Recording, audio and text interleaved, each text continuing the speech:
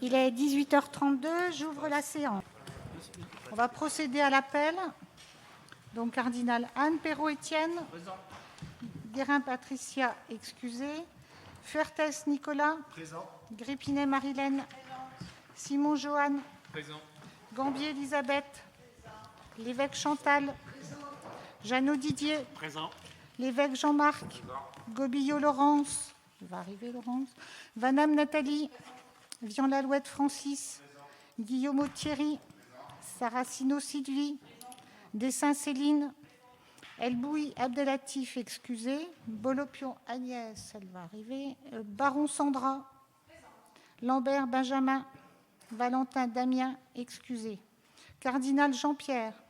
Franc Jean-Jacques. Béchereau Monique. Delon Sophie. Mornan Sandra. Henri Paul. Châtel Bénédicte.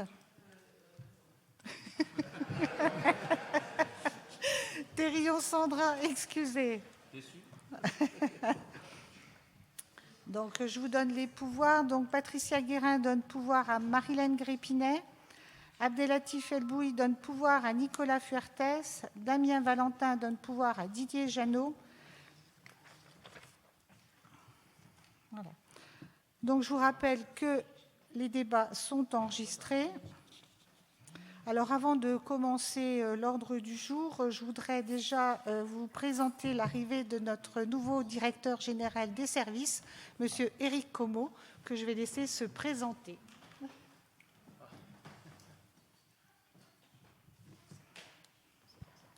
Ça marche, oui.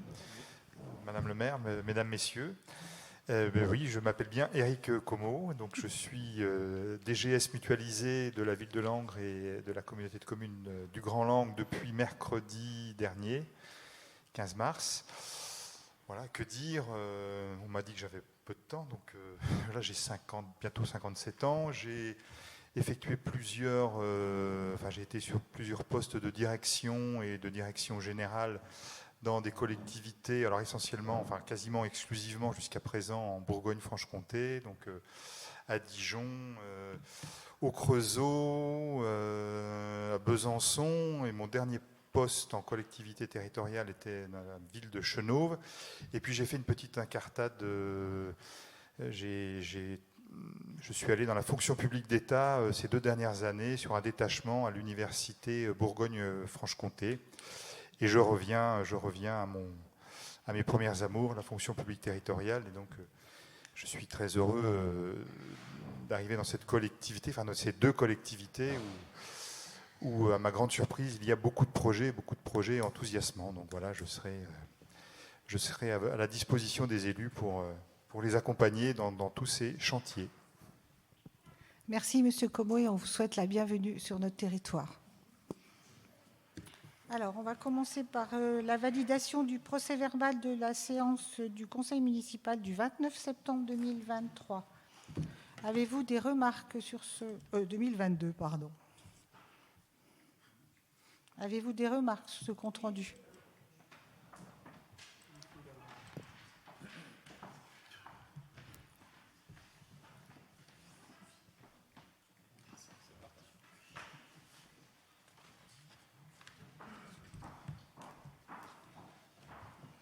Madame Béchereau. Merci. Oui, on n'a toujours pas reçu les PV des derniers conseils municipaux. Ça vient, la preuve. Voilà. Donc c'est celui du mois de septembre qui est soumis à notre approbation 6 mois après. Donc c'est un petit peu délicat. Pourquoi on les reçoit si tard ? Parce qu'il n'y a qu'une seule personne pour faire tous les PV des comptes rendus de toutes les séances pour la CC et la ville. Et donc, ça fait énormément une charge de travail qui est importante. Donc, c'est pour ça que dorénavant, comme les débats sont enregistrés, ils seront mis en ligne sur le site Internet. Et comme ça, vous aurez accès à l'enregistrement complet des débats, des séances.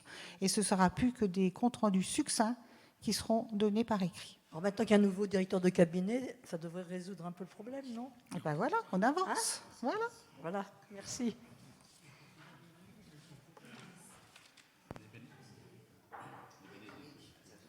Ah, j'ai pas vu. Excusez-moi, Madame Châtel, j'avais pas vu.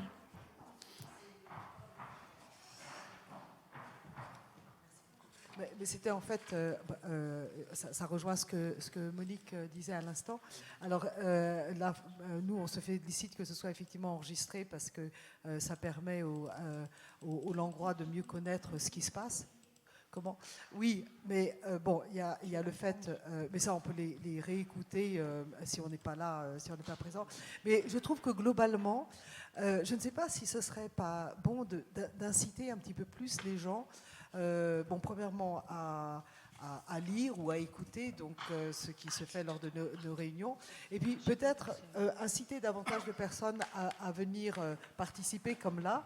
Alors je ne sais pas exactement ce que vous faites pour inciter les gens à venir ou pour les informer, ne serait-ce qu'il y a le conseil municipal ou etc. Et puis j'ai juste un dernier petit point, c'est que hormis la population langroise, si on pouvait avoir une petite bouteille d'eau ou un petit verre d'eau, puisque les débats sont... Moi, j'emmène la mienne. Ah d'accord, donc il faut apporter la sienne, d'accord, bon, c'est très bien. Donc voilà, c'est tout. Voilà, merci. Alors, pour ce qui est les informations sur la communication des conseils municipaux, non seulement ça passe sur le JHM, il n'y a pas de souci, et ça passe aussi sur notre réseau. Voilà. Et sur les panneaux en plus. Donc voilà. Oui, Monsieur Franc.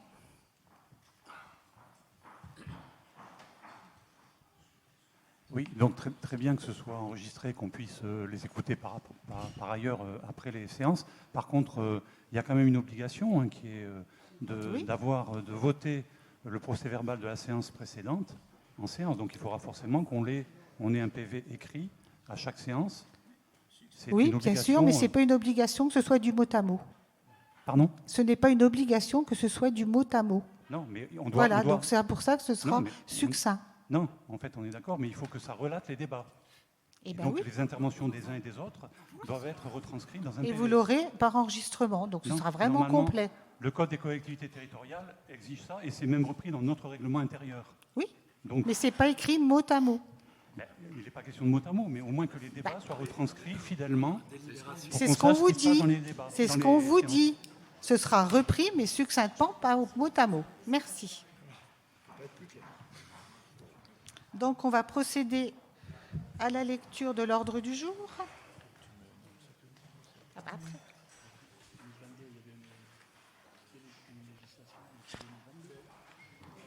Alors, donc l'ordre du jour, les affaires financières, budgétaires et comptables, donc l'attribution des subventions aux associations pour l'année 2023. Pour les affaires générales, chapitre 2, rapport 2.1, syndicat mixte de production d'eau potable du Sud-Haute-Marne, SMIPEP, adhésion des communes de Celles-en-Bassigny et Lavernois, l'approbation. Le rapport 2.2, SDED 52, demande d'adhésion de la ville de Saint-Dizier, modification statutaire, approbation. Rapport 2.3, conseil de surveillance du centre hospitalier de Langres, désignation représentant. Rapport 2.4, association pour la modernisation de la ligne Paris-Bâle, adhésion de la ville de Langres. Rapport 2.5, association des petites villes de France, adhésion de la ville de Langres. Chapitre 3, affaires foncières, urbanisme, habitat. Rapport 3.1, bâtiment de l'ancienne clinique rue Claude Gillot à Langres, reconversion en résidence senior, convention de projet, signature.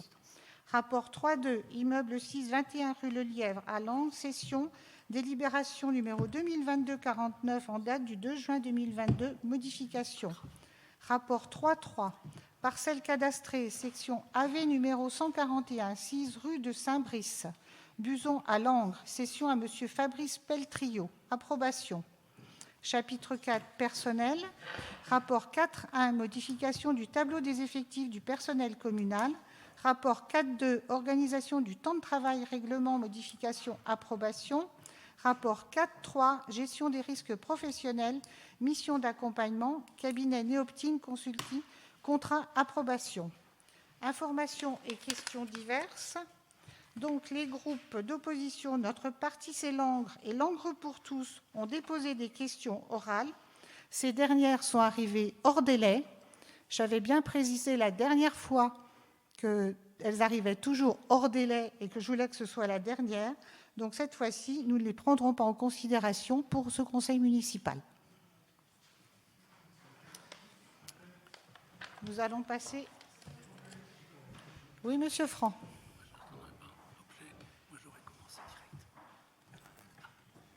Oui, effectivement, on les a envoyés tardivement, mais il se trouve que Comme le d'habitude. conseil municipal a été avancé d'une journée, donc on avait dit que les conseils municipaux avaient lieu le jeudi pour nous permettre justement de pouvoir rédiger nos questions. Ceci dit, au départ, quand on a fait le règlement, on avait exigé, on s'était insurgé sur le fait que vous exigiez 72 heures avant, alors que le précédent règlement c'était 48 heures.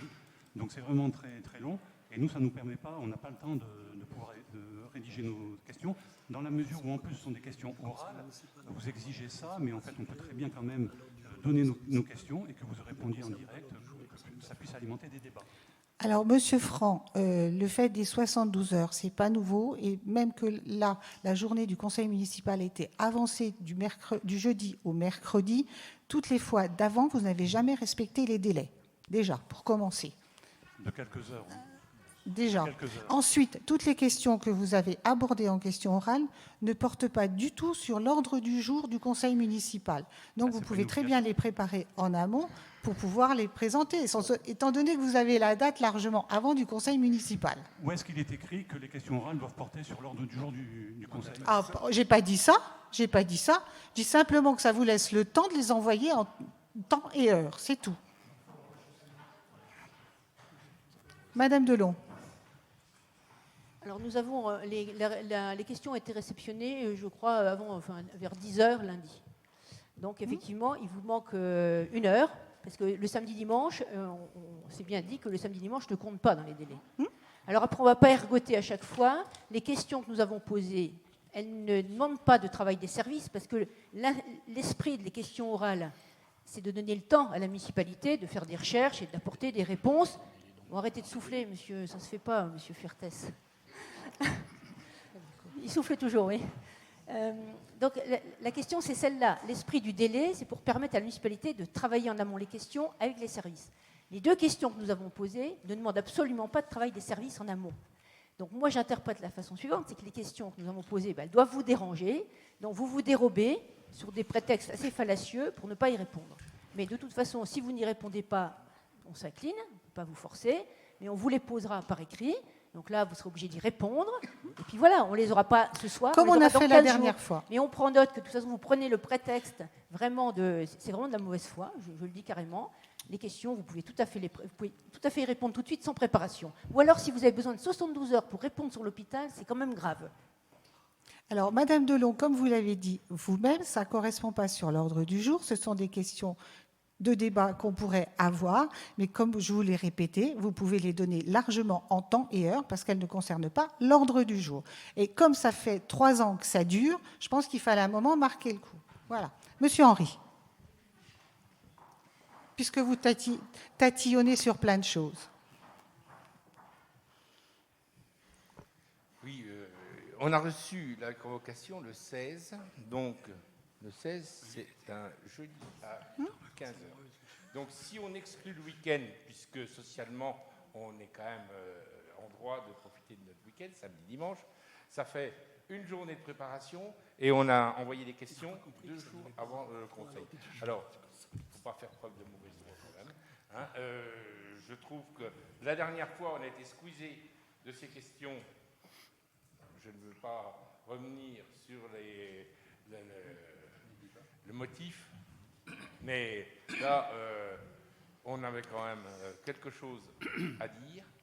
C'est dommage que le conseil municipal, qui est quand même le lieu d'expression, ne puisse pas être vraiment ce lieu d'expression. Et quand il va falloir qu'on passe par l'extérieur, la presse ou d'autres moyens, eh ben, je trouve que le débat est tronqué de ne pas pouvoir, justement, en conseil municipal, pouvoir discuter et se confronter sur des idées pour essayer de se convaincre. Donc voilà, je trouve que c'est un déni. Je ferai la même réponse qu'à Madame Delon et à l'autre groupe d'opposition. Et vous n'avez qu'à donner vos questions et on débattra sans problème. Je vous remercie. On va désigner le secrétaire de séance. Donc, comme Monsieur Valentin n'est pas là, je vous propose que ce soit Nicolas Fertès. Par contre, on n'a pas voté l'autre. Un oubli, on n'a pas voté l'ordre du jour. Qui est contre? C'est bon? Non, je ne vote pas. Oh, pardon. Ensuite, donc, qui est contre le fait qu'on nomme Nicolas? Il n'y a pas de remarque particulière. Donc, sur les décisions qui ont été prises, y a-t-il des remarques? Avez-vous des questions?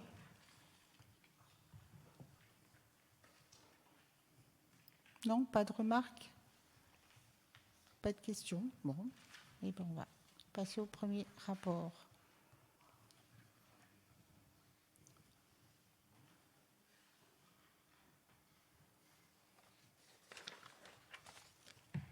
Alors, le rapport numéro 1.1 sur les subventions. Comme on l'avait dit lors du rapport d'orientation budgétaire et lors du vote du budget primitif, nous avons voulu maintenir le montant des subventions allouées. Nous n'avons pas voulu diminuer l'enveloppe, même les contraintes budgétaires pour nos associations. Donc on va les reprendre chapitre par chapitre et on votera après chaque chapitre. Je vous rappelle que dans les risques de conflit d'intérêts, je vous demanderai de bien signaler, étant donné qu'on va les passer chapitre par chapitre, de bien vous signaler pour ne pas que vous participiez au vote. Alors, sur les associations à vocation sportive, Benjamin.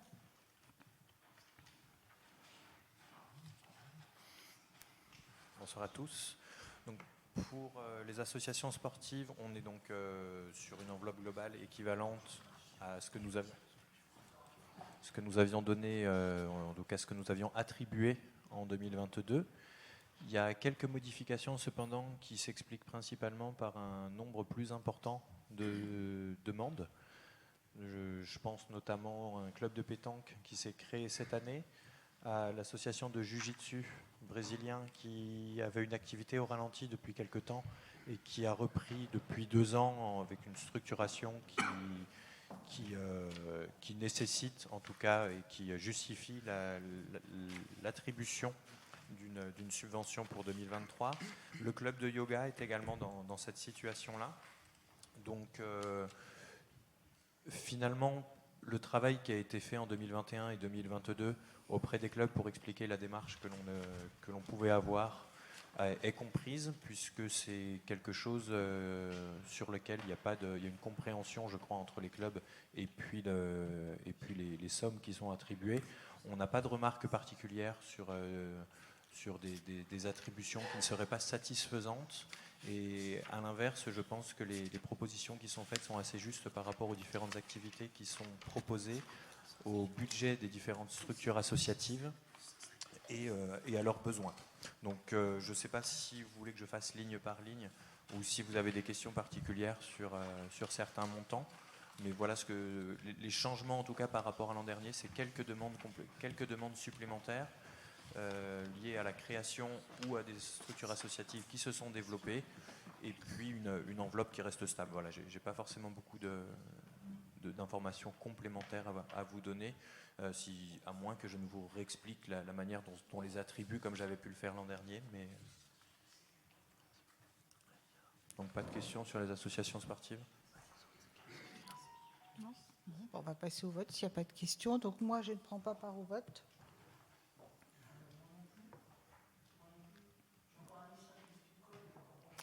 Oh bah oui alors. Ok.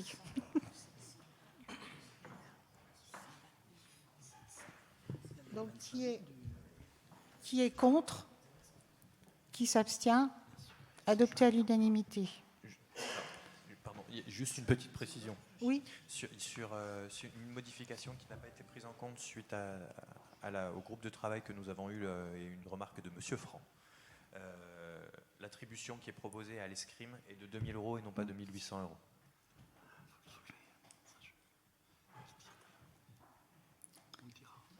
Ensuite, l'association à vocation animation du centre-ville et cadre de vie.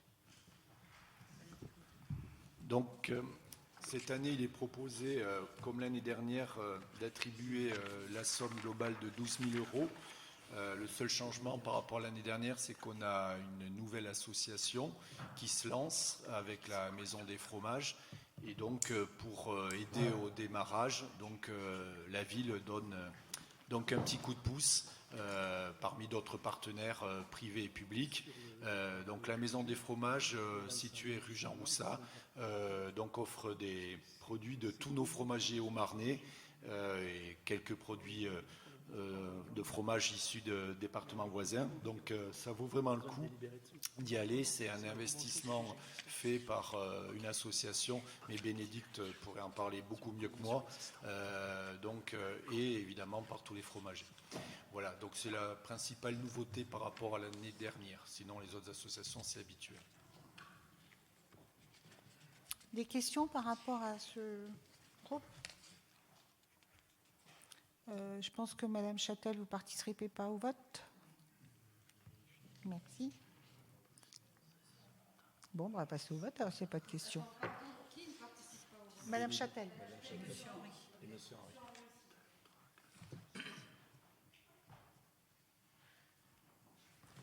Alors, qui est contre ? Ben, pourquoi ? Oui, je suis Ah, pardon. oui, merci. Ah. Exact. Heureusement que... Merci Bénédicte. Bon, c'est bon, ce coup-ci ? Oui, c'est bon. Bon. Alors, on va pouvoir passer au vote. Qui est contre ?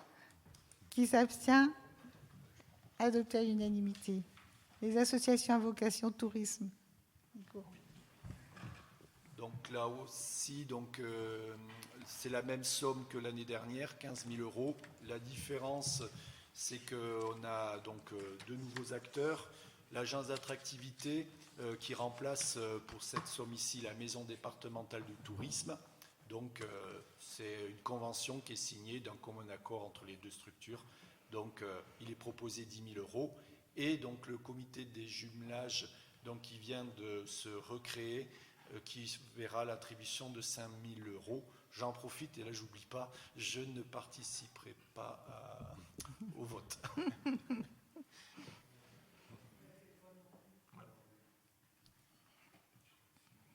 C'est bon ? Oui. Alors, s'il n'y a pas de questions, qui est contre ? Monique, tu es administrateur dans ces... D'accord. Ah ben... Donc, il y en a 4 qui ne votent pas pour ce tableau-là.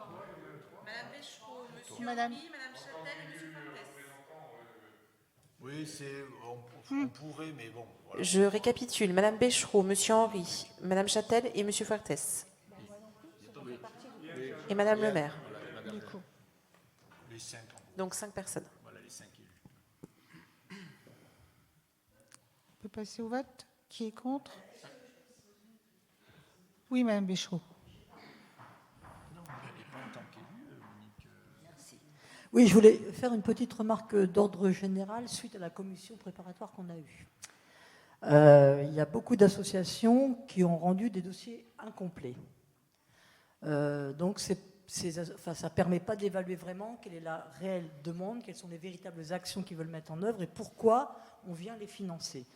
Moi, je trouve que ça pose quand même un problème sur l'argent public par rapport à des gens qui font l'effort de préparer des dossiers, des bénévoles qui font l'effort de préparer des dossiers complets avec des comptes de résultats, des actions en projet, etc.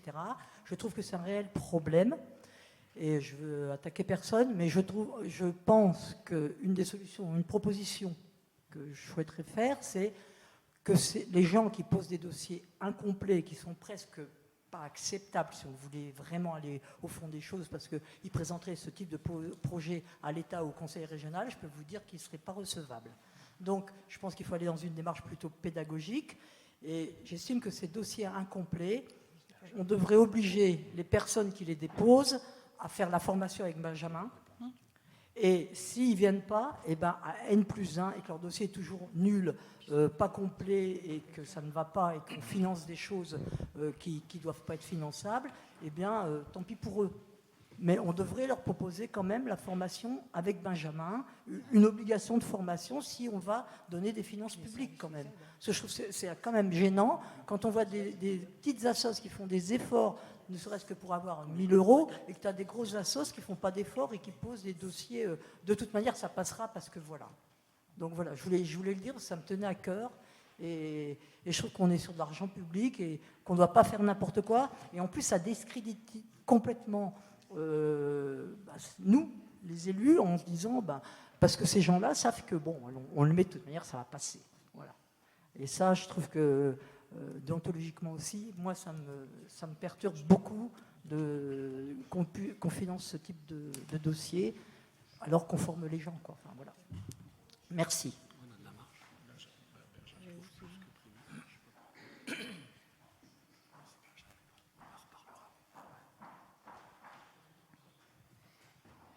Oui, effectivement, je suis tout à fait d'accord avec vous, Monique, parce que c'est le constat qu'on a fait en commission. Mais personnellement, au lieu de peut-être alors la formation, moi je trouve ça très bien, mais au lieu de pénaliser, c'est peut-être l'occasion, parce que vu la richesse des associations, du tissu associatif langrois, c'est peut-être l'occasion aussi, peut-être de travailler un petit peu plus avec chaque association, non seulement pour constituer effectivement un dossier digne de ce nom pour certaines d'entre elles, mais également pour peut-être voir des articulations un peu intéressantes entre une politique de la ville, par exemple, ou une politique de différentes associations, des actions de différentes associations qui vont un peu dans le même sens. On va peut-être dégager quelque chose de plus construit, et qui serait finalement plus fort pour la ville et pour les associations.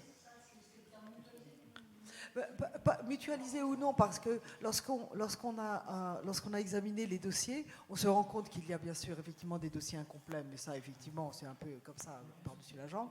Mais il y a également des dossiers où en fait on se rend compte lorsqu'on doit décider de l'attribution d'un financement ou pas, on n'a pas vraiment de données. Alors, je ne parle pas de critères objectifs, parce qu'il faut laisser la souplesse à l'attribution de financement, et puis il ne faut pas avoir des critères complètement rigides. Mais je pense tout de même que des critères qui permettraient d'aiguiller, qui permettraient d'avoir une certaine objectivité dans l'attribution de financement, c'est tout de même très important. Le coût total de financement, c'est combien? 400 000, c'est ça? 400 000 euros. 400 000 euros, c'est pas rien. Oui, global. Mais c'est tout de même une grosse enveloppe. Donc, moi, je pense que ça mériterait, vu la richesse à nouveau du tissu associatif, ça mériterait d'être un peu plus structuré, un peu plus travaillé de part et d'autre. Alors, je vais laisser répondre Benjamin. Avant, juste au niveau du sport, il y a des critères qui ont été établis, mais on ne peut pas non plus toujours être exhaustif par rapport aux critères, parce qu'il y a aussi des notions à prendre en considération qui ne sont pas forcément chiffrables. Donc ça, c'est important aussi. Et tous les dossiers certains dossiers qui sont vraiment pas complets sur certaines associations, notamment sur la culture, on rencontre les associations pour avoir bien la connaissance des projets qu'ils ont dans leur assos. Ah ben si, on les rencontre. Ça, vous ne pouvez pas le dire que non. Donc, je vais laisser Benjamin parler. Juste une petite réflexion. Il y a un service qui existe au niveau de la ville, c'est le service au spectacle et aux associations. Apporte les aides, Donc n'hésitez pas à faire de la communication auprès de ces associations dont vous connaissez, qui ne donnent pas leur dossier complet. Ils peuvent très bien se faire aider, parce que quelquefois c'est pas toujours simple pour certaines associations à remplir les dossiers. Bon, du coup, les quelques précisions que je voulais apporter ont été en partie apportées. Mais c'est pas grave, je vais quand même réinsister sur le fait qu'effectivement l'attribution de la subvention et le dossier qui est fourni, finalement, c'est une partie visible qui justifie et qui légitime la demande. Et effectivement, on doit aller dans le sens d'avoir des dossiers le plus complets possible. Malgré tout, finalement, ces actions associatives, elles sont aussi connues de notre part, que ce soit par les services, par les élus, grâce au travail de terrain que l'on peut faire, que ce soit en assemblée générale, que ce soit même à certains moments sur des conseils d'administration, sur des rencontres lors des différentes actions qui sont mises en place. Donc même si effectivement le dossier de subvention est incomplet, les subventions, lorsqu'elles sont attribuées et les propositions qui sont faites, elles sont en lien avec les activités qui sont présentées et qui sont développées sur le territoire. Alors ce qui n'empêche qu'on doit encore progresser sur le volet financier et l'attribution, en tout cas le fait de récupérer l'ensemble des comptes de résultats et des bilans des associations. Autant les comptes de résultats, c'est quelque chose qui sont relativement faciles à réaliser pour toutes les associations, quelles qu'elles soient. En revanche, sur le volet bilan, donc la question de l'actif et du passif, c'est quelque chose qui nécessite plus d'exigences. Et les associations qui sont uniquement composées de bénévoles, voire même celles qui sont employeurs, mais qui n'ont pas forcément en leur sein des personnes qui sont familiarisées avec la comptabilité associative, mais j'irais niveau 2 ou niveau 3, elles vont avoir des difficultés à remplir ces documents-là. Et donc sur la question des formations ou des accompagnements, bien évidemment, que ce soit les services ou que ce soit des individus, on est disponible pour le faire. Et c'est des dates qui ont déjà été proposées. En revanche, je ne suis pas sûr qu'aujourd'hui, ça soit bienvenu de refuser des subventions à des associations qui développent des projets, des activités intéressantes, au prétexte que les documents soient incomplets, ou sous le seul prétexte. Je ne vois pas du tout. Non, mais... Oui, mais alors, vu que tu parlais de la démarche globale, je te réponds sur la démarche globale. Et effectivement, sur Madame le Béchereau, volet global, il y a quand même beaucoup de choses. il y a un micro et on demande la parole. Merci. Sur le volet global, c'est en tout cas la démarche qui est proposée.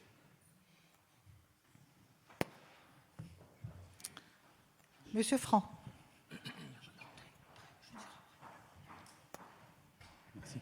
Oui, juste sur la demande des 4 pattes au Pays des 4 Lacs, là, ils ont fait une demande... On ne l'a pas encore vu.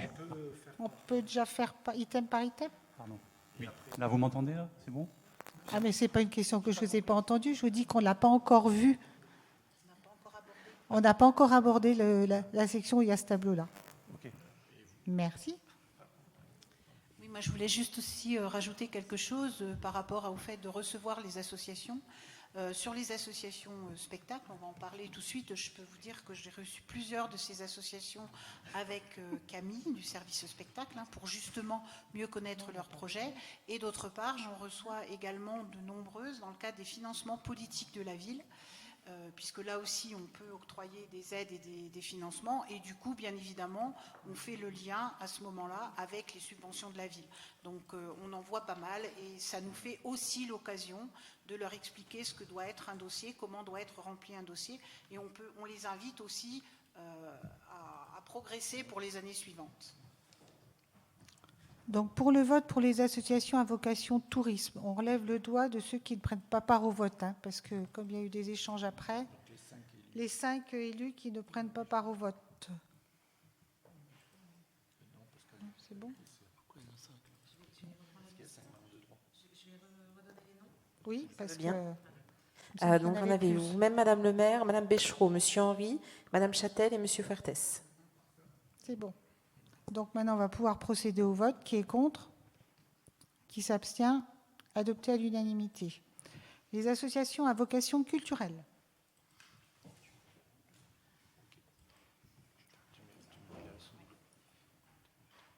Donc, les associations culturelles, donc ça c'est un gros pilier. Donc vous voyez donc défiler les différentes sommes. Pas beaucoup de...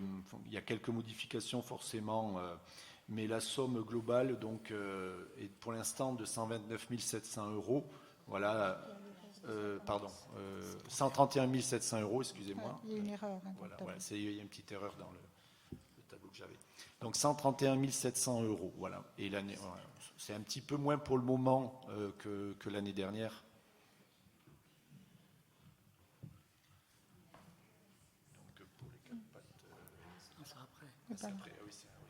Vous avez des questions sur ce tableau?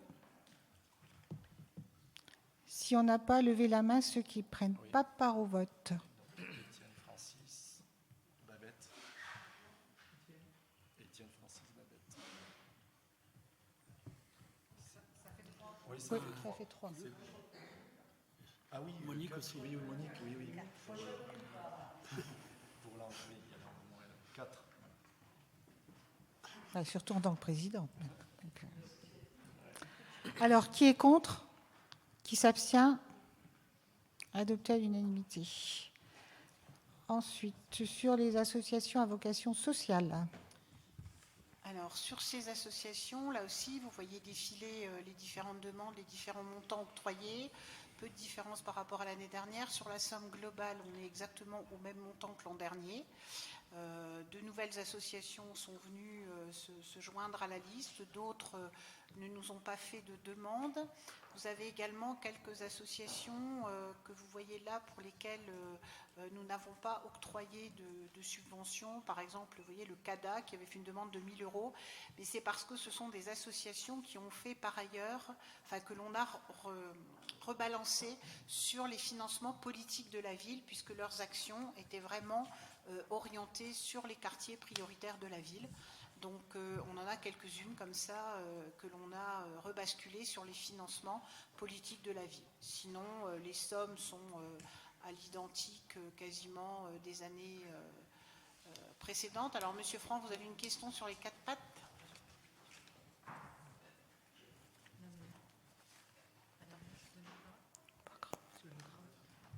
Monsieur Franck.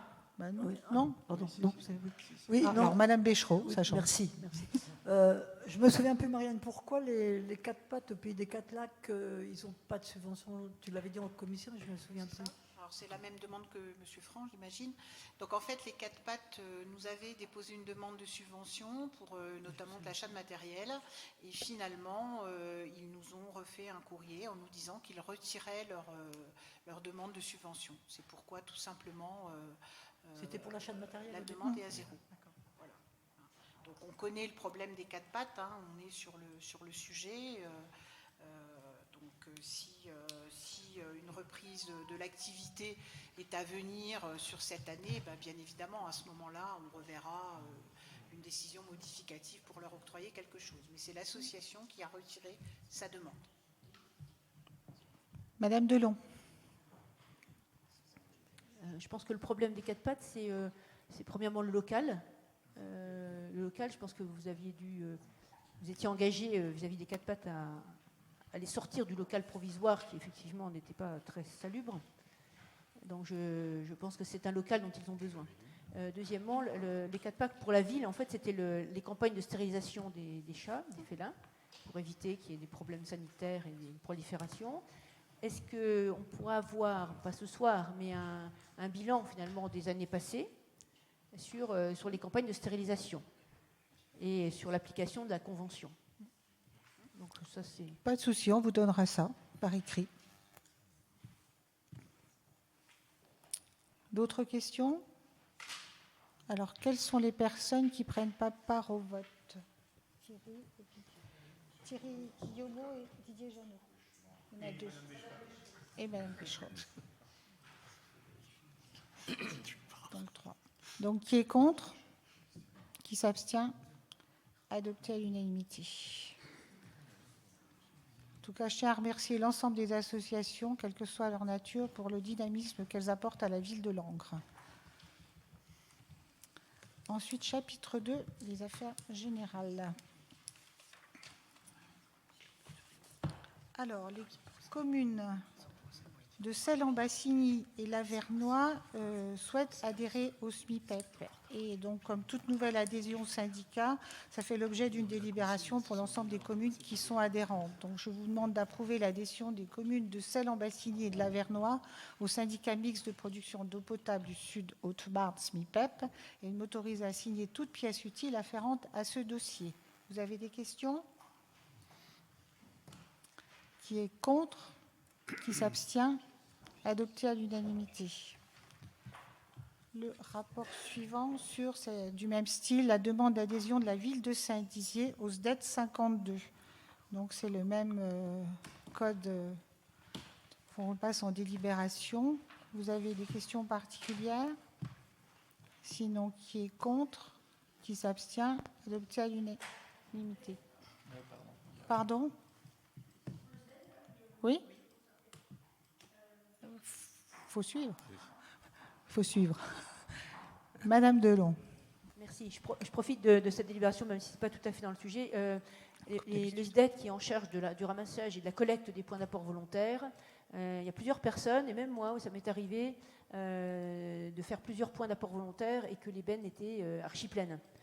Donc après, c'est un peu ennuyeux, quoi. Et normalement, ils ont quand même une façon de rythmer la fréquence des relèves pour pas que les gens se retrouvent à aller au point d'apport volontaire, qui est quand même une démarche à faire, et puis c'est plein, archi plein. Il y a même des gens qui se font verbaliser, ça j'attire votre attention sur ce sujet-là, des gens qui finalement, pour une réponse, ils vont les dire c'est plein, je mets à côté, ce qui est quand même un petit peu injuste de se voir infliger une amende de 135 € pour avoir déposé alors que la benne était pleine. Et c'est quand même une affaire qui arrive souvent. Voilà ce que je voulais vous signaler. Attends, je vais répondre à moi. Alors déjà, le SDED, les ordures ménagères, c'est une compétence de la communauté de communes, Madame Delon. Hein, voilà, donc vous pourrez aussi intervenir en communauté de communes, d'accord ? Et d'autre part, heureusement qu'on a gardé l'apport volontaire finalement pour la ville de Langres, ça c'est drôlement bien. Le porte-à-porte, je veux dire, pas l'apport volontaire pour la ville de Langres. Ça c'est vraiment une bonne chose, la preuve. Et puis pour le reste, je vais laisser Étienne répondre sur la mise en place de... Alors, la verbalisation. Vous n'êtes pas censé sans savoir, Madame Delon, qu'il y a eu un changement au 1er janvier, puisqu'on peut mettre beaucoup plus de choses dans le bac jaune. Et du coup, ça a changé un petit peu le remplissage de ce point d'apport volontaire, c'est-à-dire qu'il y a beaucoup plus de choses, et du coup, ces points se trouvent finalement bien remplis. Et n'hésitez pas, quand il y a des choses comme ça, à nous remonter l'information. Et nous, on remonte l'information au SDED, parce que eux, ils doivent faire ce service. S'ils n'ont qu'un ramassage dans la semaine, s'il faut qu'ils en fassent 2, ils en feront 2. Hein. Et c'est pas normal, effectivement, que ces points d'apport volontaires ne soient pas accessibles, parce qu'ils sont bien remplis. Quelquefois, ils sont bien remplis par aussi, parce que les personnes mettent des cartons dans les points d'apport volontaire, dans les bacs jaunes, alors qu'on doit mettre que de la cartonnette. Et les cartons doivent... Alors j'en profite pour refaire une petite information. Et les cartons doivent aller obligatoirement à la déchetterie. Voilà, et on rencontre souvent ce problème-là. Les personnes qui mettent des cartons et tout de suite ça bouche les points d'apport volontaire. Le micro, et vous demandez la parole, s'il vous plaît. C'est pour l'enregistrement, hein, sinon ce sera... Venez vers moi. Simplement, vous faites le procès du système d'apport volontaire. Bon, c'est du passé, il a été fait. Si justement les bennes débordent, c'est bien qu'ils sont utilisés. Et que ça ne peut que... C'est pas ce que j'ai dit, Madame Delon. Non, c'est ce que Madame le maire a dit. Que heureusement que l'apport volontaire n'a pas été plus déployé. Je n'en suis pas si sûre. Je pense que ça remporte au contraire un certain succès, puisque les bennes sont pleines. Donc le problème est... du manque, et effectivement, ce n'est pas la compétence de la ville, mais c'est quand même sur la commune, et c'est des Langrois qui sont venus me le dire, qu'ils ont été verbalisés quand même alors que les colonnes sont pleines. Donc voilà, c'est quand même 135 €. Je trouve que pour des gens qui sont de bonne volonté et qui avaient laissé, par exemple, j'ai un cas particulier en tête, qui n'est pas ici de le nommer, mais les gens avaient mis la boîte à côté, ne pouvant pas mettre ça dans la benne. Bon, ils avaient même laissé leur adresse dessus, donc c'est vraiment des gens qui étaient de bonne foi. Je trouve que c'est des familles modestes, 135 €. Voilà, je trouve qu'à un moment donné, vous pouvez user de votre pouvoir, pour de temps en temps avoir du discernement, et puis faire en sorte que les gens qui sont en difficulté avec l'apport volontaire, avoir cette indulgence vis-à-vis d'eux. Parce que et le système, il rencontre quand même du succès, et les performances de tri vis-à-vis de l'environnement, c'est quand même aussi bien d'avoir du tri. Les performances de tri ne sont pas si terribles que ça, puisqu'on a augmenté dans les déchets ménagers, notre poids à la personne. Alors donc, il y a quand même des soucis à se faire. On va... Madame Châtel. Oui, concernant la déchetterie, et nous avons déjà évoqué cette question lors de précédents conseils, avec l'arrivée des beaux jours, tout de même, il y a beaucoup de personnes qui font du jardinage, qui font un certain nombre de choses. Et le fait que la déchetterie ne soit pas ouverte le dimanche, premièrement, et sur des plages horaires qui sont tout de même relativement restreintes, vu le service que cette déchetterie doit apporter à la population, ça serait bien de revoir tout de même l'ouverture de cette déchetterie pour qu'elle réponde à un véritable besoin, surtout en période printemps, été, automne. Merci. Comme on l'a dit tout à l'heure, c'est une compétence de la communauté de communes, donc n'hésitez pas à remonter ces informations-là à la communauté de communes ou voir directement au SDED. En tant qu'administré, vous Moi, je veux bien remonter les informations, mais vous êtes aussi, en tant que... Vous payez vos ordures ménagères, donc vous êtes en droit de pouvoir avoir un contact avec le SDED et leur signaler. Plus il y aura d'appels, plus il y aura d'appels, ben, peut-être que ça pourra faire évoluer les choses. Alors, la demande, c'est de faire une ouverture plus importante, c'est ça ? Oui, c'est ça. Donc, on l'a déjà demandé. Ouais. Et le SDED nous a répondu que par rapport aux frais salariés, ils ne peuvent pas augmenter leur charge de travail, surtout le dimanche. Parce que le problème du dimanche, effectivement, ils risquent d'avoir beaucoup de monde et ils n'ont personne pour relever les bennes. C'est-à-dire qu'autant en semaine, ils peuvent changer la benne quand elle est remplie, tandis que là, si la benne est remplie, par exemple, à 10h, ils seront obligés de refuser les personnes qui feront le nécessaire. Donc voilà ce qu'on m'a répondu. Hein. Effectivement, je fais partie aussi du conseil d'administration du SDED. On l'a posé la question. Et pour le moment, il n'est pas question de changer les horaires, notamment en été, puisqu'on fait partie aussi d'une ville où, par rapport aux autres villes, où on a une grosse amplitude d'heures d'ouverture et de jours d'ouverture. Voilà, donc je crois que c'est ouvert 5 jours sur 7, avec des horaires, une amplitude horaire estivale qui est beaucoup plus importante qu'en hiver. Mais n'hésitez pas, hein, Madame Châtel, n'hésitez pas à appeler le SDED. Hein. On va passer au vote. Donc, qui est contre ? Qui s'abstient ? Adopté à l'unanimité. Le rapport suivant, le rapport 2.3. Actuellement, Madame Guérin est indisponible et afin de pouvoir assurer la présidence du conseil de surveillance, je voudrais vous proposer le remplacement de Madame Patricia Guérin par Monsieur Didier Janot pour le conseil de surveillance du centre hospitalier de Langres, afin de pouvoir mener le conseil de surveillance comme il se doit. Et si vous êtes d'accord, je vous propose de déroger au scrutin secret et de voter à main levée. Donc déjà, est-ce que vous êtes d'accord de voter à main levée et pas à bulletin secret ? Qui est contre ? Qui s'abstient ? Donc ça, c'est déjà... Non, mais c'est pour voter à main levée ou à bulletin secret. Hein ? Okay. Vous s'abstenez. Et pour désigner Didier Janot, qui est contre ? Qui s'abstient ?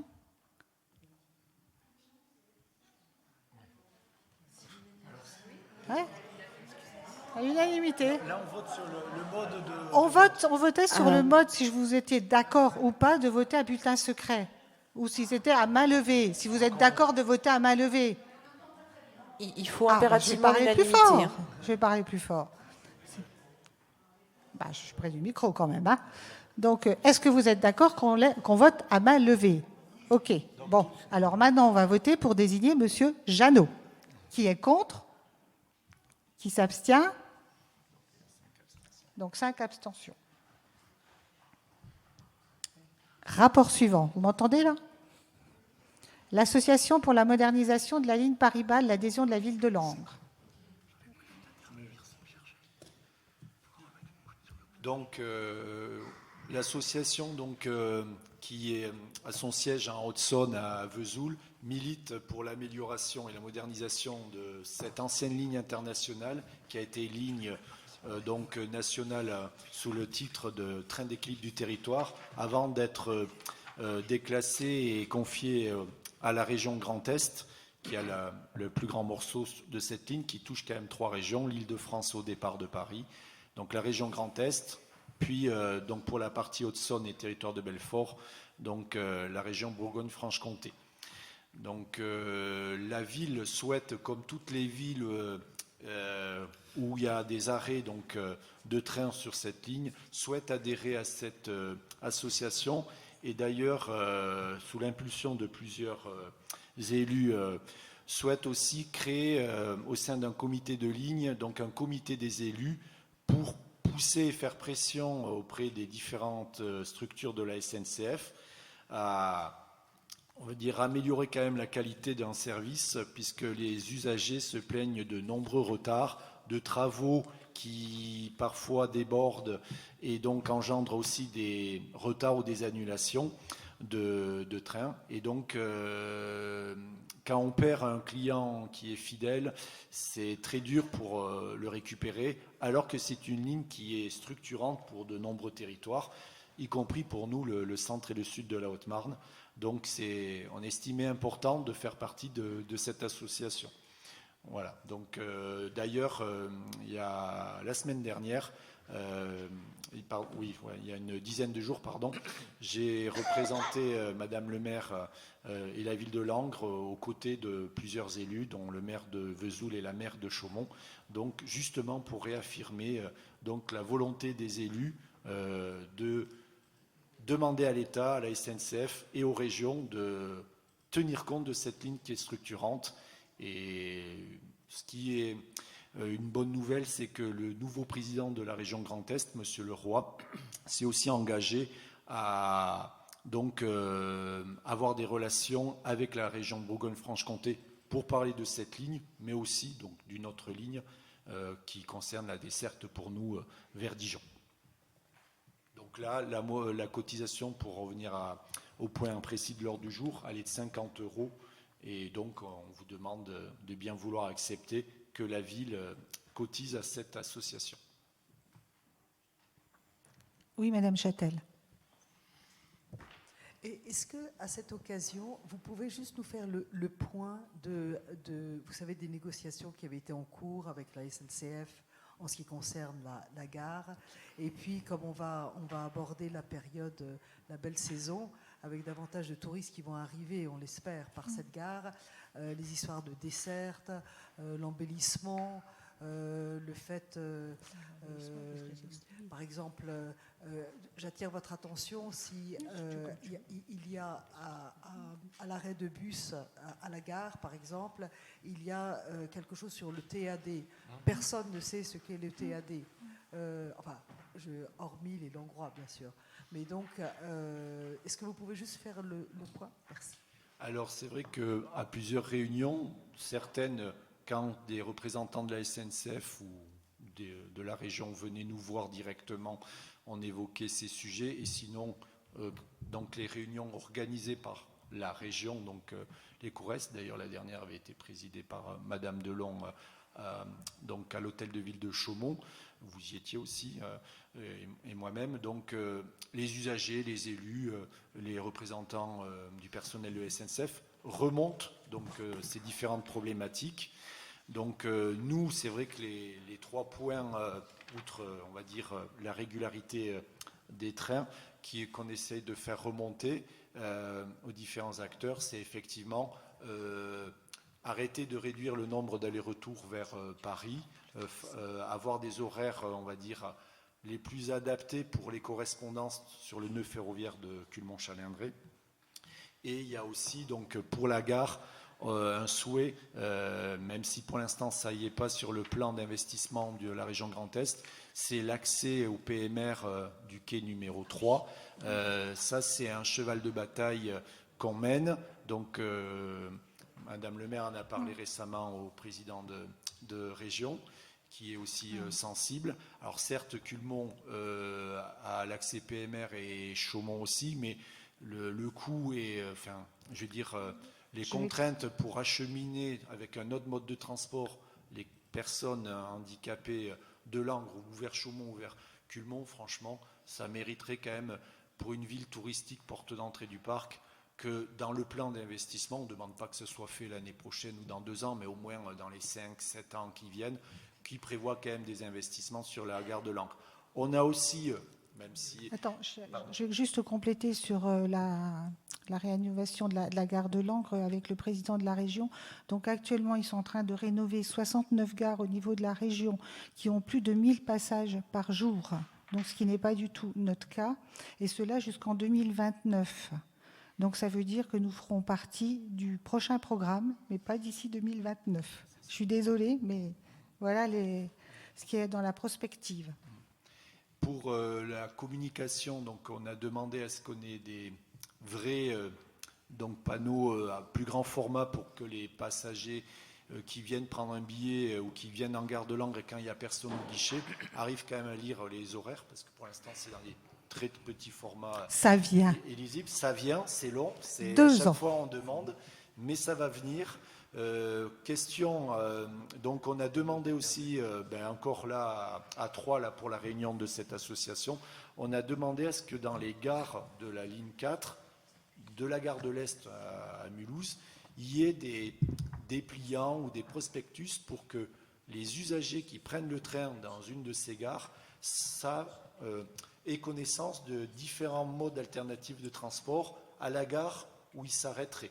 Chaumont, Vesoul, Langres, et pour effectivement tenter de régler le problème en amont du transport à la demande, que la personne ne découvre pas qu'il n'y a rien en débarquant dans la gare de Langres, même si côté PETR et qui a donc la délégation de la mobilité, on a accéléré, on va dire, le délai pour commander un transport à la demande, et pour la gare, effectivement, s'il y a un TAD les jours où le TAD est ouvert, c'est quand même beaucoup de jours dans la semaine, on peut détourner le TAD qui est en cours si quelqu'un appelle au pied levé, ce qui fait qu'il a, au lieu d'attendre une demi-journée, maximum il attendra 20 à 30 minutes. C'est toujours peut-être trop, mais c'est déjà une première chose. Et il y a une refonte de la communication, vous avez vu aussi sur les bus, les cars, avec les nouveaux logos lingots, qui donc attire un peu plus l'œil. Il y a cette volonté côté donc PETR de vraiment identifier et afficher donc les différents modes de transport alternatifs à la voiture, donc à Langres et dans son pays. Mais pour la SNCF, je le rappelle, ce qui est très long, c'est qu'il y a différents services. Pour la gare, c'est Gare et Connexion. Il y a un service dédié à la ligne 4, il y a le réseau ferré de France qu'il faut aussi voir, et si on veut en plus se greffer avec les problèmes concernant la Bourgogne-Franche-Comté, voilà, il faut rajouter les mêmes services côté Bourgogne-Franche-Comté. Vous voyez, ça fait beaucoup d'interlocuteurs, et comme la SNCF change régulièrement les horaires, quand ils doivent rajouter des sillons, ce qu'ils appellent dans le jargon des sillons, des nouveaux trains ou des nouveaux horaires, ça met minimum, quand tout va bien, 2 ans. Parce qu'il faut préparer ça en amont. Donc c'est très long. Donc c'est pour ça que les élus veulent s'impliquer beaucoup plus pour mettre la pression pour dire que cette ligne, elle compte. Et pas que pour des élus, pour des entrepreneurs. Là, on a eu le cas à Vesoul d'une chef d'entreprise qui devait voir des clients importants sur Paris. Pas de train la première fois, donc elle fait en visio, ça passe. Deuxième fois, toujours pas de train. Elle a dû annuler toute une journée, elle a perdu. Et ça peut nuire, j'allais dire, donc même à la pérennité de certaines entreprises qui ont besoin d'avoir de clients, des relations, évidemment en Ile-de-France ou ailleurs. Pour le fleurissement, oui. Merci Céline.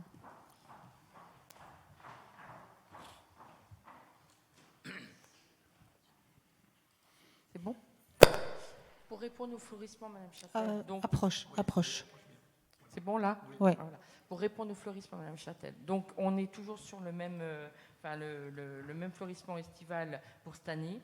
Même un peu plus, on va dire, surtout au niveau des bacs et en sortant de la gare. Le terre-plein central, où il y a déjà tout ce qui est les îlots fraîcheurs, on va rajouter tout ce qui est table de camping, et voir peut-être pour faire un massif ou une jachère, je ne sais pas, en tout cas pour que ça soit plus agréable à être vu par les clients quand ils sortent de cette gare. Par contre, moi, ce que je regrette et que j'ai déjà été déploré, c'est quand on rentre dans cette gare, je trouve qu'elle est triste. J'ai été demandé s'ils ne pouvaient pas l'harmoniser par des plantes, de la couleur en tout cas, que ça fait.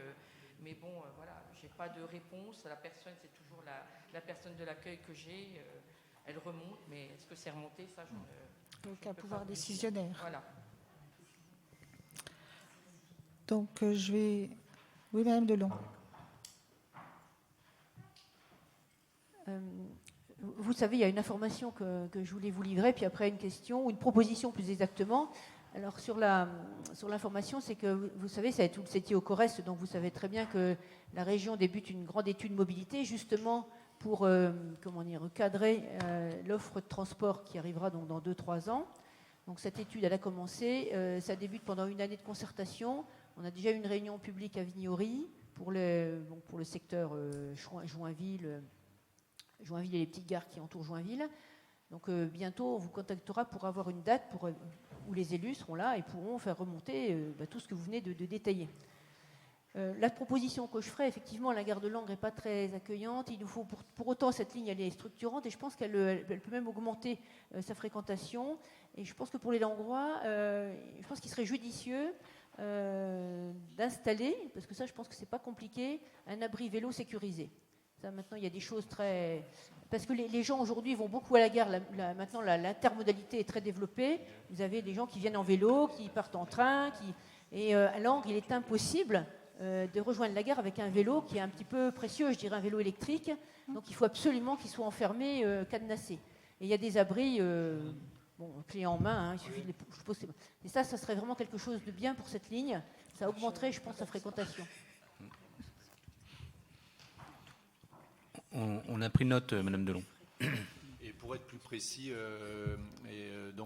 cette proposition, c'est dans les réflexions en cours, puisqu'on a été aussi contacté par des entreprises spécialisées là-dessus. Mais voilà, donc il y a d'autres projets pour l'instant avant la gare qu'on développera ultérieurement une fois que ce soit finalisé. Mais ça fait partie effectivement des propositions intéressantes.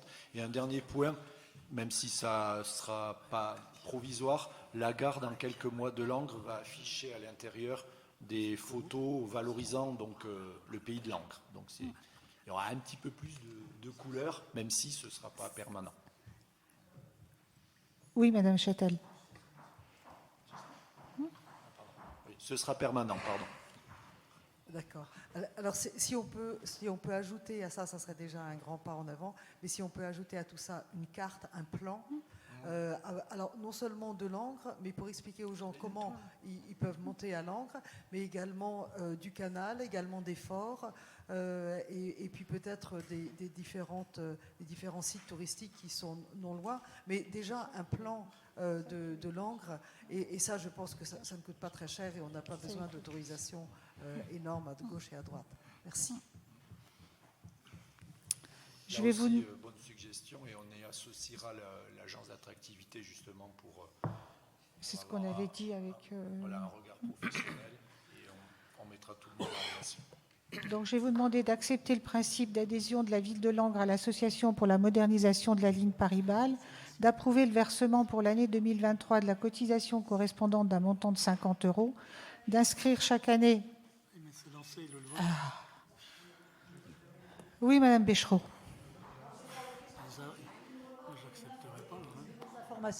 On parlait de l'animation à l'intérieur de la gare. Madame Delon me dit que ça peut être aussi sur intervention du maire pour essayer, par exemple, je pense à ça, quand on fait les rencontres philosophiques. On pourrait faire des expositions à l'intérieur pour la rendre un petit peu plus attrayante autour des rencontres philosophiques ou quand il y a d'autres manifestations, etc. Est-ce que ça, en tant que maire, vous pouvez intervenir auprès... Non, c'est dans le bâtiment de Gare et Connexion. Il faut se mettre en relation. Et est-ce que vous pouvez intervenir en tant que maire auprès de Gare et Connexion? On les a souvent en relation parce que notre écran lumineux qu'on veut avec les horaires et tout, et que ce ne soit pas une feuille A4, ça fait 2 ans. Il est en stand-by, il va bientôt être installé. Donc c'est possible que vous interveniez par exemple. Il a Montigny-les-Messes. Faut qu'il fasse encore Montigny-les-Messes, Langres. Mais ça, il vient, il arrive. D'accord. Et c'est du même sort. On travaille avec eux pour l'affichage, de toute façon. Je peux finir de lire la délib? Merci, Madame Béchereau. Donc, d'inscrire chaque année les crédits nécessaires au versement de la cotisation, de m'autoriser au bon représentant à accomplir toute formalité nécessaire à la bonne exécution de la présente délibération. Qui est contre? Qui s'abstient? Adopté à l'unanimité. Le rapport suivant sur l'Association des petites villes de France et l'adhésion de la ville de Langres. Dans l'Association des petites villes de France, elle est créée depuis 1990 pour les villes de 2500 à 25 000 habitants, afin de promouvoir leur rôle spécifique et aussi faire remonter les difficultés que peuvent avoir ces villes de cette taille-là. Donc, entre autres, en fait, de remonter au gouvernement, au Parlement, auprès des différents élus, les actions qui sont nécessaires pour ces villes de cette taille-là. Et c'est une adhésion que nous avions auparavant, et c'est un soutien également pour nos services, en plus de l'Association des maires de France. Donc, c'est pour cela qu'on vous propose que la ville de Langres adhère à cette association des petites villes de France. Donc, je vous demande d'accepter l'adhésion de la commune de Langres à l'association des petites... Oui, Madame Delon. Bénédicte, je ne la vois pas. Alors, dans la série adhésion à des multiples organismes, vous avez aussi adhéré au réseau des villes pour la propreté urbaine, quelque chose comme ça, il y a bien 2 ans. C'est peut-être Madame Baron qui s'en occupe, si ça ne vous dit plus rien. Si. Oui, ça s'appelait la PVU, oui. Vous avez adhéré dans l'espoir de décrocher un label ville éco-propre. Donc au bout de, ça fait quelques années maintenant, est-ce que vous pouvez nous faire un peu un bilan de vos actions pour décrocher ce label? Alors, on va peut-être déjà finir la délib sur Petite Ville de France, d'accord? C'est pas le sujet. Si, c'est dans le cadre des adhésions. C'est dans le cadre des adhésions. Est-ce qu'il y a un suivi C'est l'adhésion à derrière, Petite Ville de France, donc ça sort comme ça. Non, c'est dans le cadre des adhésions d'un réseau. On adhère à un réseau. Qu'est-ce qu'on en fait? Est-ce que derrière, il y a des choses qui se traduisent? Alors, je vais laisser Étienne répondre si tu veux. Oui. Alors, je vais répondre par rapport à ce label. On s'est aperçu que dans les villes et villages fleuris, il y a déjà beaucoup de critères qui comportent cet espace propreté. Donc, on n'a pas voulu faire un millefeuille en plus par rapport à ce label. C'est pour ça que nous n'avons pas continué cette possibilité d'adhésion. Vous voyez, on ne fait pas tant d'adhésion que ça. Je compléterai, pareil pour le label Plus beau détour de France, où tous les 4-5 ans, il y a un audit fait par Michelin. Donc, et dans les thématiques, même si c'est lié au tourisme, il y a un volet aussi, alors moins important que villes et villages fleuris, mais il y a aussi ce volet propreté. Monsieur Cardinal, vous attendez le micro, s'il vous plaît. Oui, si vous abordez le problème des plus beaux détours... c'est pas un problème, bien sûr. Mais j'avais évoqué, moi, la possibilité de faire le congrès national des plus beaux détours en 2021-2022. Apparemment, ça n'a pas été suivi derrière. C'est un peu regrettable parce que quand il y a le congrès, c'est entre 250 et 300 personnes qui viennent avec une une communication importante. FR3, généralement, vient faire un reportage. Alors, je précise que les plus beaux détours ont dû annuler pendant les 2 années Covid donc leur congrès. Et après, donc, comme les années ont sauté, l'année dernière, c'était Dinan qui a eu l'attribution. Et comme c'est un vote national, donc il y a des candidatures. Et donc, après, ils tournent de région en région. Nous, on a fait l'année dernière donc, une réunion régionale. Donc, du quart nord-est de la France, donc en avril, où on a présenté, d'ailleurs ça a été une des réunions où on a eu le plus de villes représentées, puisqu'il y en avait une dizaine, sur les 14-15 potentiels qui sont dans la région, qui étaient présentes à Langres en avril dernier. On n'a juste pas eu de chance avec la météo où il a plu, mais ils ont pu voir tous les projets qui ont été faits depuis la dernière fois qu'il y avait une réunion régionale qui datait de plus de 10 ans en arrière. Donc, je vais vous demander d'accepter l'adhésion de la commune de Langres à l'Association des petites villes de France au titre de l'année 2023, d'attribuer à l'association le montant de l'adhésion, soit 888,91 € sur les crédits budgétaires 2023, et d'inscrire chaque année les crédits nécessaires au versement de la cotisation. M'autoriser ou mon représentant à accomplir toute formalité nécessaire à la bonne exécution de la présente délibération. Qui est contre? Pardon, Mme Châtel? Ah oui, allez-y. C'est juste, qu'est-ce que ça apporte concrètement à la ville? Alors, c'est un soutien aussi pour les services sur certains points juridiques aussi, pour faire remonter les difficultés que peuvent rencontrer les petites villes de notre taille au gouvernement. Entre autres, cette association, c'est elle qui a l'initiative de Petites Villes de demain.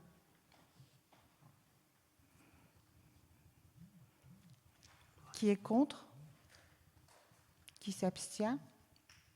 Adopté à l'unanimité. Ensuite, le chapitre 3 sur les affaires foncières et urbanisme. Joanne.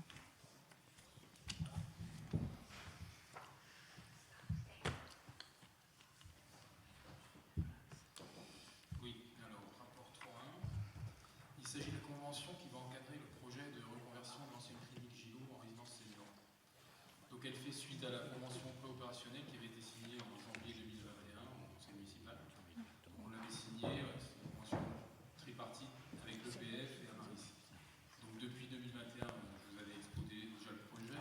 Une étude technique programmatique et d'aménagement a été menée.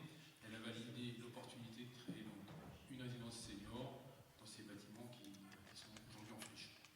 Donc cette nouvelle convention tripartite, c'est le point de départ de la phase opérationnelle du projet. Elle a pour objectif donc de définir clairement les engagements et les obligations que prendront chacune des trois parties dans la réalisation de ce projet. Alors je ne sais pas si vous avez tous lu la convention, elle est un peu lourde. Donc elle traite donc des questions qui sont liées à l'acquisition du bien, à la gestion du bien, aux études et aux travaux, aux modalités de prise en charge et de nature des travaux. Elle traite de la cession des biens et de leurs modalités de paiement, du budget, des plannings prévisionnels, du suivi et de l'évaluation du projet à la fin. Donc, il résulte de cette convention que dans un premier temps, l'EPF va réaliser l'acquisition des biens définis dans le périmètre du projet. Il réalisera donc la maîtrise d'œuvre, la maîtrise d'ouvrage, des études et des travaux préalables à la mise en œuvre du futur projet d'aménagement. C'est ce que nous avons, page 105, dans le premier tableau qui présente les coûts prévisionnels engagés par l'EPF pour réaliser le projet. Dans un deuxième temps, l'EPF rétrocédera à Amaris et à la commune de Langres les parties qui leur reviennent. C'est-à-dire que l'EPF rétrocédera donc à Amaris les emprises foncières associées au projet Habitat et ils rétrocéderont à la ville de Langres les emprises foncières associées au stationnement et au parc paysager. Et c'est ce qu'on voit dans le bas du premier tableau qui donne le prix prévisionnel de cession pour la ville de Langres. C'est évalué à 143 200 euros de taxe. Bon, par ailleurs, le projet parking et parc public engendrera des coûts et des travaux qui seront uniquement portés par la ville de Langres.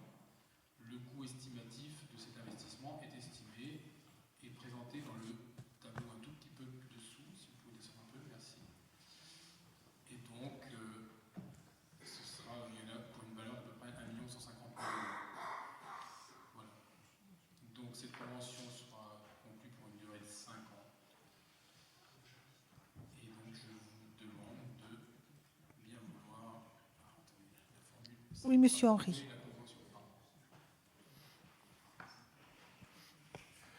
Oui, sur ce projet-là, on a une présentation très technique et sur le montage financier. Mais le cahier des charges, quand est-ce qu'il va être défini?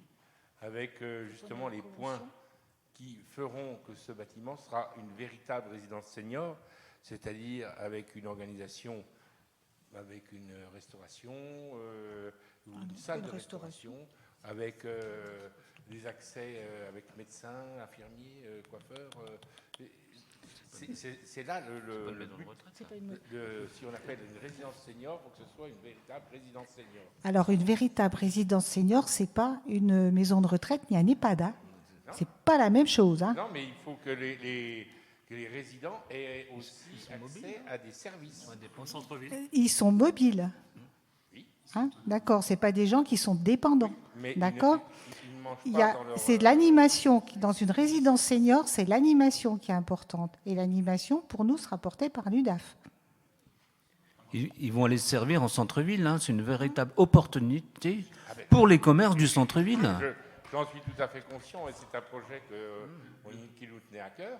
Mais il ne faut pas que ce soit un HLM avec accessibilité à des personnes âgées, ou du troisième âge, mais que ce soit une véritable résidence senior avec des services qui justifient justement qu'il y ait... C'est pas ça une résidence senior. Hein. De logement avec autonomie. La dernière fois, il y a un conseil, j'ai présenté ça. Quelles étaient les garanties, alors je fais mémoire comme ça, c'est un peu votre question, je crois, que ça deviendra bien une résidence senior et pas quelque chose, effectivement, un HLM. Alors c'est un parc de location qui va être réservé aux plus de 65 ans pour personnes autonomes. En termes d'animation, l'UDAF, il y a un partenariat qui est en train d'être fait. L'UDAF fera l'animation. Pour l'occasion, il y a une salle qui est prévue, une salle de vie, une salle d'animation, de convivialité qui est prévue. Ce sera une salle qui accueillera du public aussi extérieur. Et donc il y aura une cadre d'attribution des logements, un comité d'attribution des logements auquel nous serons associés. Et de toute façon, à partir du moment où l'UDAF a répondu à l'appel à manifestation d'intérêt, c'est sur le fait d'animer sur ce type de résidence-là. Donc le fait que l'UDAF ait ce partenariat implique quasiment automatiquement ce type de public. Par contre, c'est des personnes autonomes. Il n'y a pas dedans quelque chose qui est prévu avec services hospitaliers, etc. C'est vraiment c'est l'entre-deux de la maison où on ne peut plus trop être chez soi, parce que on ne se sent plus, la maison est trop grande, etc. Et on n'est pas encore prêt à aller en EHPAD. Voilà. On est vraiment entre deux, qui fait que ça n'implique pas du tout des services. On peut en avoir des services. La personne qui a son logement chez elle, elle peut demander à la DMR d'avoir un service précis, mais ce n'est pas porté spécifiquement par le pôle. Voilà. Mais les personnes dedans peuvent demander comme n'importe qui ailleurs.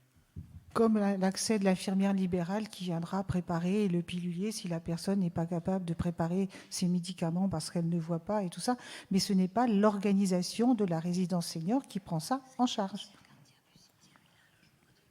Tout à fait. Mais il faut qu'il y ait des moyens de pouvoir faire venir la DMR ou bien sûr, comme dans n'importe quel appartement. De façon privilégiée par rapport à d'autres lieux. Comme la présence verte, comme tout ça. Oui, non mais ça, comme à domicile, hein, c'est pareil. Un mot par rapport à ça, nous on porte tout ce qui est parking, souterrain, parc public. Dans le parking, on réfléchit justement à des places réservées à, par exemple, une infirmière. Enfin, il peut avoir 1 ou 2, 3 places de parking réservées à des gens qui viennent intervenir. Mais on n'ira pas plus loin. C'est pas le rôle. Oui, Monsieur Franck.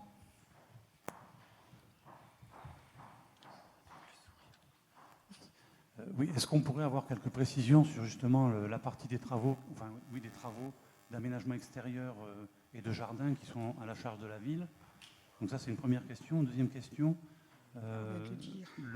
c'est une convention tripartite avec donc la CCGL, le comité de communes, mais par contre, ils ne financent pas du tout. Non, c'est avec l'EPF et Amaris. Les signatures. Au niveau juridique, j'ai du mal même à situer exactement la communauté de communes, puisque finalement, ils n'interviennent quasiment en rien là-dessus. Mais... Ils n'interviennent pas financièrement, mais comme ils ont la compétence habitat, on est obligé de les inclure dans la convention. C'est tout. Mais ils ne portent rien financièrement. Okay, d'accord. Donc, par contre, sur les aménagements, parce qu'il y a quand même plus d'1 million de travaux, vous parlez d'un parking souterrain. Subventionné à 80%. Mais alors, ce qui est dommage, c'est qu'on n'ait pas pu avoir une commission de travaux, qu'on ne nous ait pas exposé un petit peu le contenu du projet. Attendez, on n'en est pas encore à cette phase-là. Pardon ? Il me semble faut que ça soit acheté. quand même que pendant un CM, on avait dû présenter quand même globalement les emprises, des choses comme ça. Non, mais après, chaque étape. Parce qu'on a un schéma là, qui est à la page 123, là, dans le document, qui montre justement la répartition, ce qui va être rétrocédé à Maris et puis ce qui sera ville de Langres. Il y a un bâtiment. Pardon. Alors, ce bâtiment en L, il y aura sur la partie droite 4 logements. Côté rue Claude Gillot, un logement côté rue et une salle d'animation en bas côté jardin. Au rez-de-chaussée. C'est Excusez-moi, le périmètre qui est en jaune, là, c'est donc la partie Langres. Alors oui, ça c'est la partie aujourd'hui parc intérieur et la maison, le numéro 17, qui elle sera déconstruite. C'est une maison qui a été faite en béton, en plomb, où il y a eu des radios. C'est l'ancienne radiologie. Elle n'avait pas de valeur particulière et très difficile à remettre en situation. Donc ça sera démoli. Ça va être démoli, là. Oui.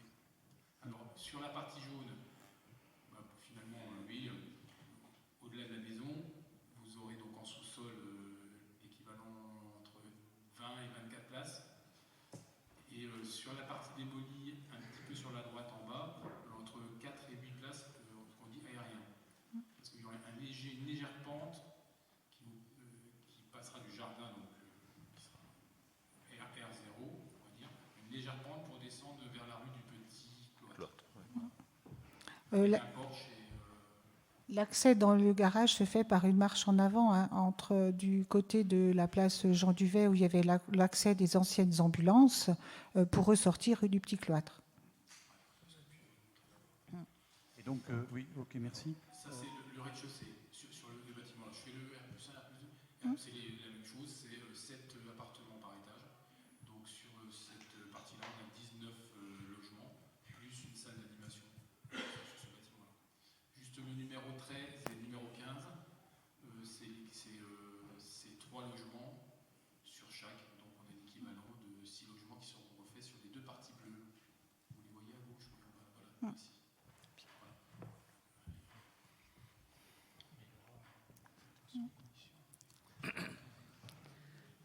Monsieur Cardinal. Oui, merci de me donner la parole. C'est un petit peu surprenant qu'on n'ait pas étudié ces choses-là en commission travaux. On n'a pas eu de réunion de commission travaux depuis à peu près 6 mois. On aurait pu évoquer, parce qu'il y a des choses qui me chagrinent un petit peu, en particulier le fait qu'on démolisse. C'est contraire au secteur sauvegardé. C'était validé, je pense, par l'ABF, mais j'en suis un petit peu surpris. Hein. D'autre part, dans ce qui est la cour, il y a un passage souterrain. Quel va être le statut juridique de ce passage souterrain qui permettait la liaison entre les bâtiments? Donc, le passage souterrain est démoli pour y faire le parking souterrain. Oui. Le tunnel. D'accord, mais c'est dommage qu'on ne l'évoque pas en commission travaux. Ça viendra. Oui. Ça viendra, ne vous inquiétez pas, mais ça ne fait pas 6 mois qu'il y a eu une réunion de travaux, commission de travaux qui a été faite, puisque ça a été fait avant tous les conseils, sauf celui-ci. Madame Delon. Je ne sais pas si je suis la dernière à intervenir, mais en tout cas, je suis ravie de ce projet qui a mis du temps. Je me souviens encore de la visite de la présidente de la DMR à la mairie de Langres, je crois que ça devait être en 2014 ou 2015, qui proposait justement, à travers que la DMR avait la volonté de développer ce type d'hébergement pour personnes âgées. Et puis, voilà, c'était en 2015, donc c'est long, mais le projet prend forme et il prend une belle forme. Je pense que depuis, en fait, avec l'aide de l'EPF Grand Est, il a permis d'avoir une dimension... une belle dimension, ce qu'il n'aurait pas eu, à mon avis, il n'aurait pas été aussi qualitatif, même si on a peu d'informations, sans l'établissement public foncier Grand Est, qui apporte son ingénierie à la fois technique et financière. Donc voilà, moi je suis très contente que ce projet, vous l'ayez poursuivi. C'est dommage que d'autres n'ont pas été poursuivis, hein, mais voilà, je m'arrêterai là. Ne vous inquiétez pas, vous aurez des bonnes réponses. C'est exact que sans l'EPF, la problématique était très différente. Après, je ne suis pas certain d'avoir exactement poursuivi. En tout cas, nous aussi, on est assez contents des projets en cours. Et c'est toujours difficile aussi de présenter tout quand on est en cours aussi de négociation. Cette convention-là, elle est signée par les 3 partenaires donc de la ville, Amaris et de l'EPF. Ça veut dire que quand tout le monde est signé, c'est le coup d'envoi de la phase opérationnelle et aussi des négociations pour les terrains, de l'achat, etc. Donc c'est aussi très difficile de faire des communications sur quelque chose qui nous appartient pas. Alors, je tiens à préciser quand même que pour tout ce qui concerne la partie ville, à plus d'1 million d'euros, on est subventionné à 80%. Oui, et sans compter qu'il y aura des recettes qui viendront en face, parce qu'il y aura des locations forcément des places de parking, voire vente.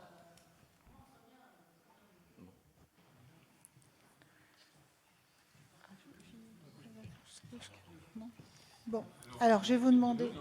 Vas-y. Donc je vais vous demander de passer au vote, s'il n'y a pas d'autres... Oui, Madame Delon. Ah, Madame Béchereau. Toujours en retard, Monique. Elle n'est pas dans le même fuseau que nous. Non, je ne suis pas intimidée du tout, merci. Non, T'es à Montréal encore? Quand on lit travaux, aménagement extérieur et paysage, partie commune, 1 million d'euros. Ah, avec le parking souterrain. Vous avez repris le paysagiste de la Avec Maison le des parking Lumières. souterrain. Avec le parking souterrain. Pas avec le jardin, pas simplement le jardin, avec le parking souterrain. Travaux, aménagement extérieur et paysager, partie commune. Donc, Oui, mais il y a tout. Ah, j'ai cru à un moment que vous avez repris le paysagiste de la Maison des Lumières. Non, vous me rassurez alors, merci. Il fallait écouter les compétences de chacun au début de la présentation. Merci. C'est pour dire des bêtises, tu peux éviter de prendre la parole trop tard. Bon, je vais vous demander de passer au vote. Qui est contre? Qui s'abstient? Adopté à l'unanimité. Ensuite, le rapport 3.2. Donc, au mois de juin, nous avions délibéré sur la cession de l'immeuble 21 rue Le Lièvre pour Monsieur Mathieu Poinceau et Madame Hélène Couturier. Pas Couturier, c'est Couturier. Entre-temps, ces personnes ont créé une SCI et donc la vente sera au nom de la SCI et puis au nom des noms particuliers. Donc c'est pour ça que nous sommes obligés de repasser la délibération pour la vente à la SCI ELRA. Voilà. Donc, oui. Prenez le micro pour que ce soit enregistré, s'il vous plaît.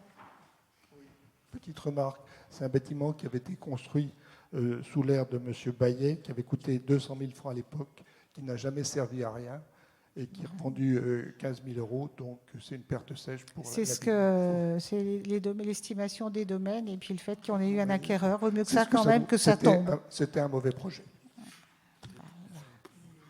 Je ne vois pas pourquoi l'objet de la remarque.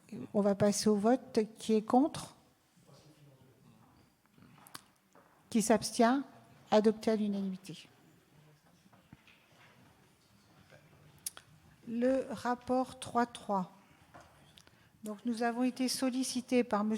Peltrio Francis, qui habite à rue Saint-Brice à Buzon, parce que nous avons son terrain juste une partie d'une propriété de la commune, et il voulait acquérir une petite bande qui fait, je ne sais plus, mais un art, voilà, et 58 centiards, donc c'est quand même pas une grosse superficie, de manière à pouvoir avoir un accès direct sur la rue qui borde la propriété. Donc vous avez le plan qui est joint, et je vous demande à ce qu'on puisse céder ce petit bout de parcelle à ce monsieur pour avoir donc un accès sur la rue. Oui, monsieur Henry.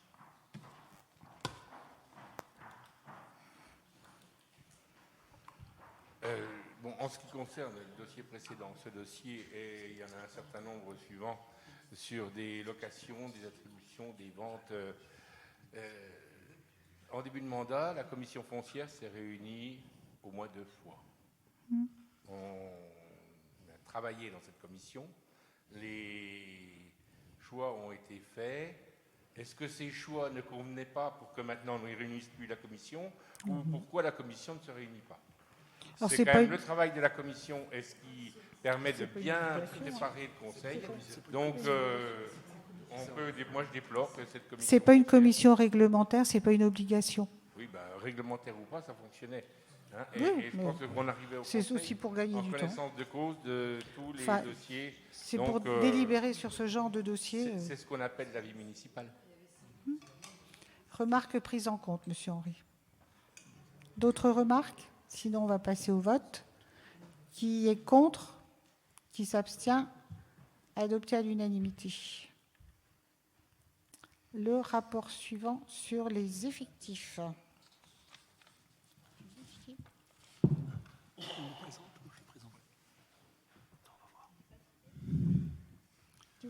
Oui, je présente. Bon, c'est le tableau habituel de modification des effectifs. Donc, vous avez une personne qui part en retraite sur le service propreté. Donc, on remplacera, bien sûr, quand il sera parti en retraite. Et puis, on a 4 autres propositions qui sont des changements de grade qui concernent différents services suite aux entretiens annuels proposition des chefs de service ou des chefs de pôle. Donc on vous propose de les passer au grade supérieur sur ces 4 personnes qui concernent le CTM, la bibliothèque, je crois. Il y a aussi le Contraville et puis le service spectacle. S'il n'y a pas de remarques, on va passer au vote. Qui est contre? Qui s'abstient? Adopté à l'unanimité. Le rapport suivant sur une modification du règlement sur l'organisation du travail. Vous savez que notre règlement sur l'organisation du travail pour les agents de la collectivité est le même que celui pour les agents de la communauté de communes, de manière à faciliter les choses pour les personnes qui sont mutualisées. Et nous avons la chance et l'honneur d'avoir un sportif de haut niveau, ce qui n'était pas encore arrivé dans notre collectivité. Et afin de pouvoir lui autoriser des autorisations spéciales d'absence pour ses entraînements et ses compétitions, donc nous avons été amenés à rajouter une ligne supplémentaire sur les autorisations spéciales d'absence. Donc c'est un champion qui fait de l'apnée et donc qui part au championnat d'Europe, non du monde au printemps, au mois d'août. Voilà, au mois d'août. Ouais. Donc voilà. Je trouve que félicitations à ce sportif. Avez-vous des remarques par cette modification de règlement? S'il n'y en a pas, on va passer au vote. Qui est contre? Qui s'abstient? Adopté à l'unanimité. Ensuite, le rapport suivant.